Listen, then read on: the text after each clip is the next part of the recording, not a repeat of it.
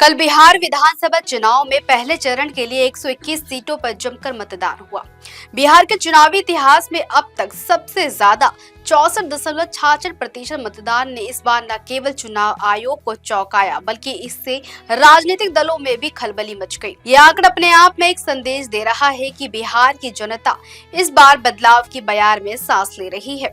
वो अपने वोट की ताकत को समझ चुकी है और वो किसी भी कीमत पर अपनी आवाज को दबने नहीं देना चाहती। लेकिन इसी उत्साह, इसी जन ज्वार के बीच गोपालगंज जिले के बैकुंठपुर विधानसभा क्षेत्र से एक ऐसी हैरान करने वाली, दिल दहला देने वाली और लोकतंत्र के माथे पर कलंक लगाने वाली घटना सामने आई है, जो हर संवैधानिक मूल्य, हर लोकतांत्रिक सिद्धांत और हर इंसानी संवेदना को चुनौती देती है। चलिए जानते हैं विस्तार से। नमस्कार, मैं हूं आपके साथ काजल सोनी। स्वागत है आप सभी का दैनिक भास्कर के डिजिटल प्लेटफॉर्म पर। यहाँ हम बात कर रहे थे गोपालगंज जिले के बैकुंठपुर विधानसभा क्षेत्र की, जहाँ एक दलित परिवार के 3 सदस्य मानेश राम, उनके पिता छड्डू लाल और भाई बलम राम पर वोटिंग से आने के बाद हमला हो गया और हमले की वजह जानकर आपको भी हैरानी होगी। वजह बताई जा रही है कि उन्होंने भारतीय जनता पार्टी को वोट दिया था। अब यही सोचिए, वोट की गोपनीयता जो हमारे संविधान का मूल आधार है, जिसे हर मतदाता का मौलिक अधिकार माना जाता है, उसे कुछ दबंगों ने लाठी डंडों से कुचलने की कोशिश की। बता दूं कि इन पीड़ित युवकों का कहना है कि मतदान केंद्र से घर लौटते वक्त इन तीनों को गांव के कुछ लोगों ने रोका, सवाल किया, किसे वोट दिया? जवाब मिला भाजपा को। बस इतना सुनते ही हमलावरों ने लाठी डंडों की बौछार शुरू कर दी, मानो वोट देना कोई अपराध हो, मानो अपनी पसंद जाहिर करना कोई गुनाह।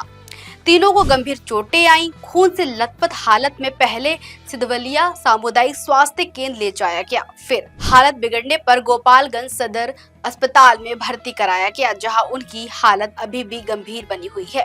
पीड़ित परिवार ने स्पष्ट आरोप लगाया है कि हमलावर गांव के ही अखिलेश यादव, विशाल यादव और उनके पिता कुल 6 लोग हैं, जो कथित तौर पर राष्ट्रीय जनता दल के समर्थक हैं और उन्होंने साफ साफ कहा कि भाजपा को वोट देने की बात पर उन्हें निशाना बनाया गया। ये सिर्फ एक हमला नहीं, ये वोटर दमन का एक खुला उदाहरण है।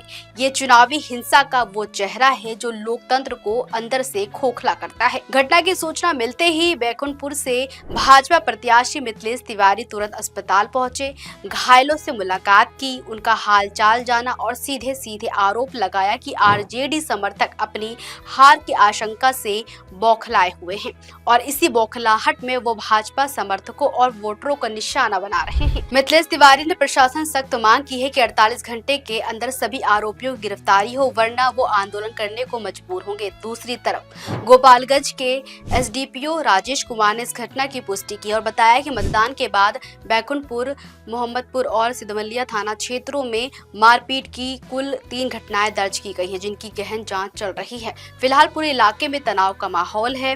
पुलिस ने गश्त बढ़ा दी है, अतिरिक्त बल तैनात किया गया है और प्रशासन ने लोगों से शांति बनाए रखने की बार-बार अपील की है। लेकिन सवाल ये है कि क्या अपील काफी है? क्या गश्त से लोकतंत्र की रक्षा हो जाएगी? अगर वोट डालने की कीमत जान से चुकानी पड़े, अगर अपनी पसंद की पार्टी को वोट देना अपराध बन जाए, तो फिर हम किस तरह के लोकतंत्र की बात कर रहे हैं?